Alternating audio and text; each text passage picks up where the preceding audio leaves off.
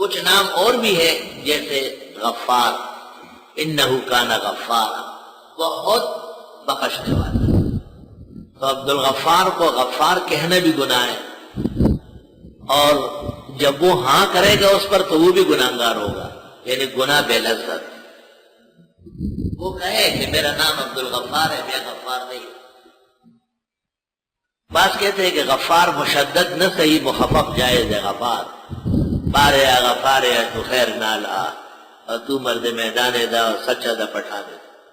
چھچیوں نے عبد الغفار خان کی دعوت کی تھی اپنے زمانے میں، چھچ میں ڈلکی والا اور گڈیدل چوپنے والا، اور پارے غفار ہے تو خیر نالا، یعنی دا پورے وطن عبد الغفار خان پخیرا، پارے غفار ہے تو خیر نالا.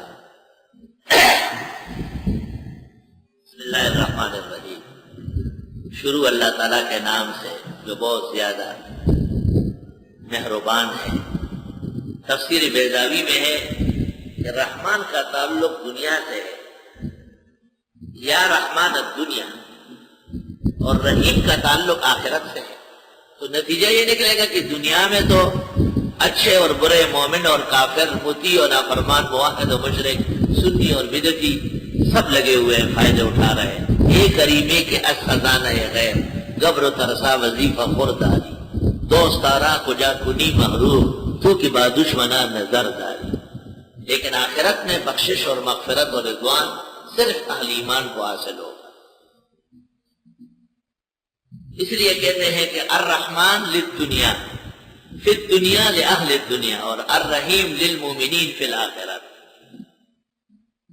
بسم اللہ الرحمن الرحیم. اللہ اکبر و کبیر. ہر کام کی بسم اللہ علیحدہ ہے. کہتے ہیں کہ کھانا کھاتے وقت بسم اللہ الرحمن الرحیم پڑھنا ثابت نہیں ہے، صرف بسم اللہ. المدخل لابن الحاج المالکی.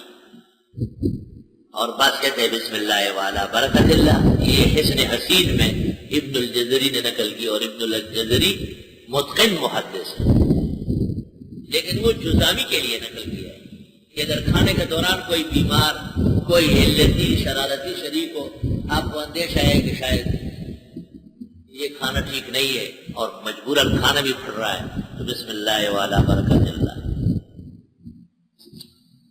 بعض روایات میں ہے کہ اگر درمیان میں یا اخیر میں یاد آیا تو بسم اللہ اولہ و آخرہ پڑھ لیا جائے.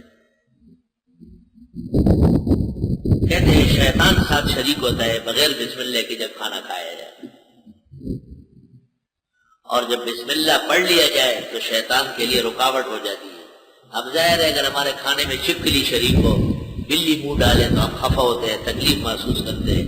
تو شیطان تو بہت زیادہ تمام قبائح سے بڑھ کر اقبح ہے، اس سے بچنا بھی بہت ضروری ہے، اور وہ کسی اور ذریعے سے ممکن نہیں ہے جب تک کہ آپ بسم اللہ الرحمن الرحیم یا بسم اللہ والا برکت اللہ نہ پڑھے.